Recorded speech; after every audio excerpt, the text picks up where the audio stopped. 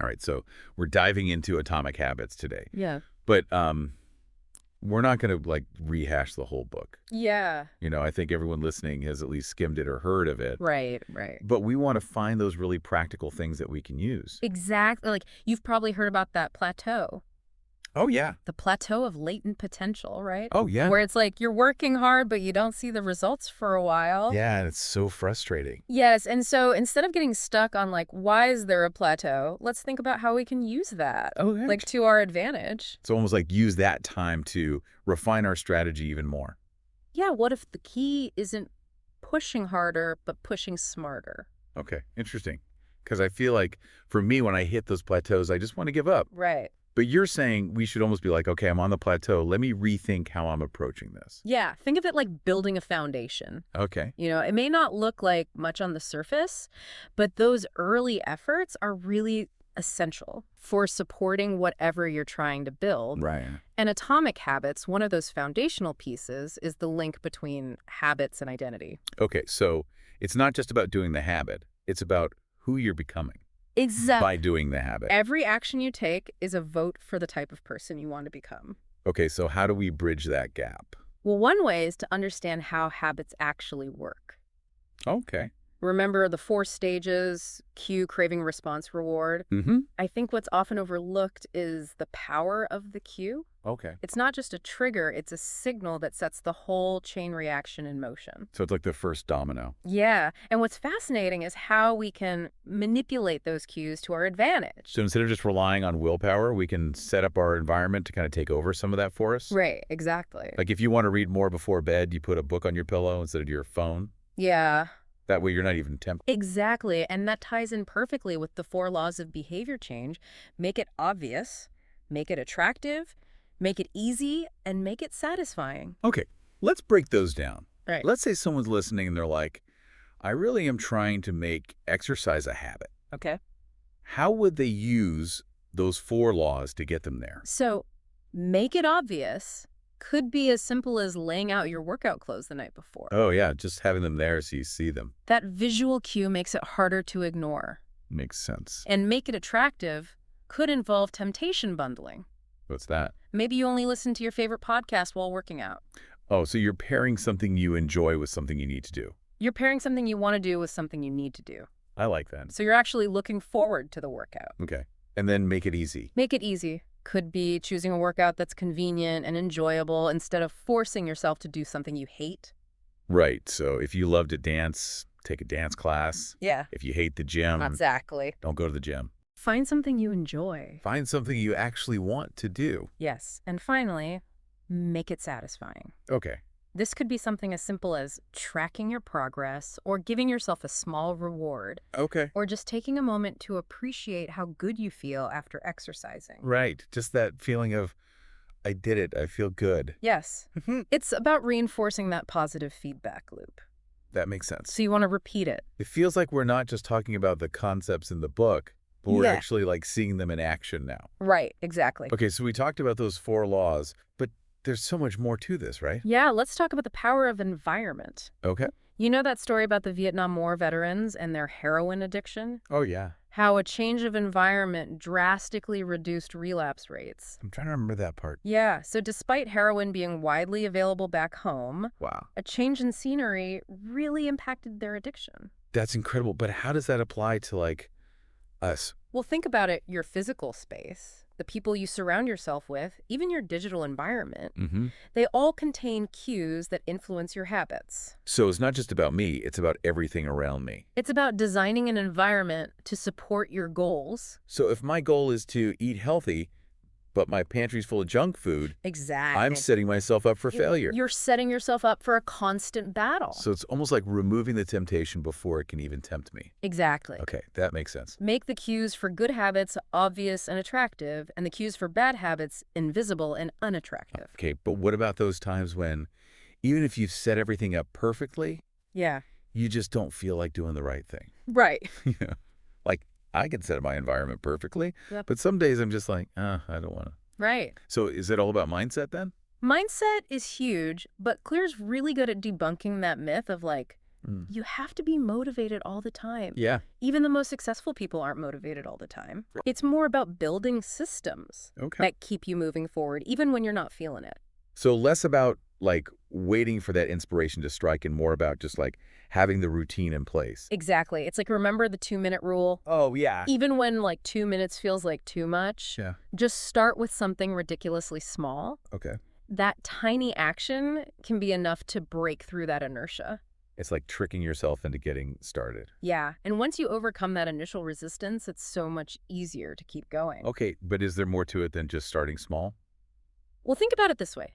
If you're aiming for a 30-minute workout, Okay. but you only commit to 2 minutes, Yeah. you're probably going to end up doing more than 2 minutes once you get moving. Oh, I see. So it's not about limiting yourself to 2 minutes. It's about just getting over that like Yeah. hump.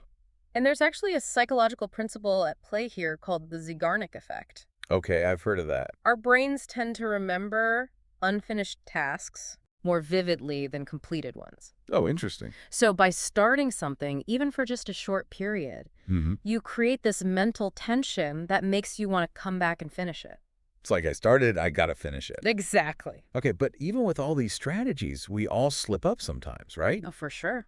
So how do we deal with those setbacks without getting totally discouraged? That's where accountability comes in. Okay. Remember that example in the book with Brian Harris? Oh, yeah. He made that habit contract with his wife to help him lose weight. It's brilliant. It's so smart because it creates immediate consequences for those bad habits. Right. It's not just like, oh, in the future, something bad might happen. It's like, yeah. if I don't do this right now, Right. something bad's going to happen. You have to pay now. But not everyone has someone to make a contract with. Right. So what are some other ways to build in that accountability? Well, tracking your habits can be really effective. Okay. Even if it's just a simple check mark on a calendar, Yeah, like a habit tracker. it gives you that visual reminder of your progress and makes it harder to let things slide. And there's something so satisfying about like not breaking the chain. Yes, exactly. But Clear also talks about not getting too obsessed with the numbers. Yes, he brings up Goodhart's law, Mm-hmm. which basically says that when a measure becomes a target, it ceases to be a good measure. So it's like if you're just focused on hitting that number, you might lose sight of why you were doing it in the first place. Exactly. You can get so focused on the numbers Yeah. that you lose sight of the underlying reason for the habit. So it's about finding that balance, right? Yeah. Like the habit tracker is a tool, but it shouldn't be the only thing. Exactly. And this ties back to the importance of aligning your habits with your values. Right. It's not about checking boxes or hitting arbitrary targets. Mm-hmm. It's about becoming the type of person Right. who lives those values naturally. Okay, so how do we even figure out, like, what are the right habits to help us live those values? It's like we've talked about all these strategies for building habits, but how do we know which habits to pick in the first place? You know, one of the things that really stuck with me from the book is when Clear talks about personality and genetics. Okay. Like, he uses that example of the Polgar sisters. Oh, yeah, those chess prodigies. Yeah, their father had this belief that anyone could become world-class at anything Really? with the right training. Wow. And he kind of proved it. Yeah. But what's interesting is even within that family, Mm-hmm. each sister excelled in slightly different ways. So it's like even if you can train yourself to do anything, Right. you're going to be better at some things than others. There's something to be said for natural inclination. Yeah, and Yeah. wouldn't it be more fun to focus on the stuff you actually enjoy Exactly. instead of forcing yourself to do something you hate? That's where that explore-exploit trade-off comes in. Okay, what's that? Early on, it's good to try lots of things to see what you're good at and what you enjoy. Right. And then you shift to really honing those skills. So like you don't know what your game is until you play a few different games. Exactly. And once you find the one that clicks, Yeah. you go all in. You double down on that. I like that. And I think sometimes we even have to create our own game. Oh, absolutely. Like you think about someone like Scott Adams who does Dilbert. Right. He wasn't like the best artist. Right. He wasn't like the funniest writer But he combined those skills Yeah. in a unique way. to create something totally new. Yeah, so it's not about being the best at one thing. It's about finding that unique mix Right. The thing that only you can do. where you shine. I love that. So yeah, you have to figure out what is your unique skill set. Okay. So we figure out our game. We start building those habits. Mm-hmm. But how do we keep that momentum going? Well, that's where Clear's emphasis on making habits satisfying comes in.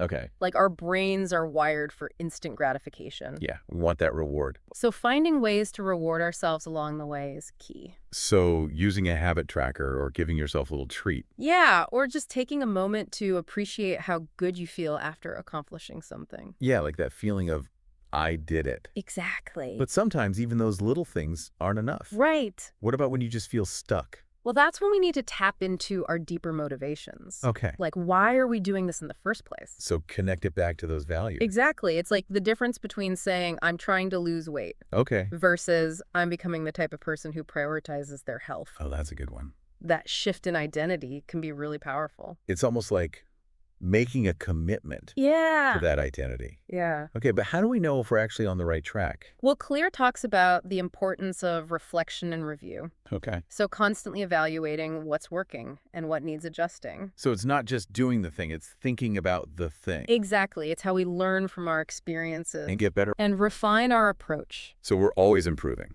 Yes. And this leads to one of the most powerful concepts in the book, this idea that success isn't a destination, Yep. but a journey of continuous growth. So we're always becoming. We need to develop that growth mindset where Yeah. we embrace challenges and see setbacks as opportunities for learning. So it's not about being perfect. It's about always getting better. Exactly. And I think that's a really empowering way to look at it. It is. It takes the pressure off. Yeah. So to wrap things up, I want to leave everyone with this thought. Okay. Happiness isn't the goal. It's the byproduct. I love that. It's not about reaching some finish line and then finally feeling happy. Right. It's about finding joy in the journey itself. Exactly. So live in alignment with your values. Build those atomic habits and see where this journey takes you. Absolutely. That's it for this deep dive into atomic habits. Thanks for listening.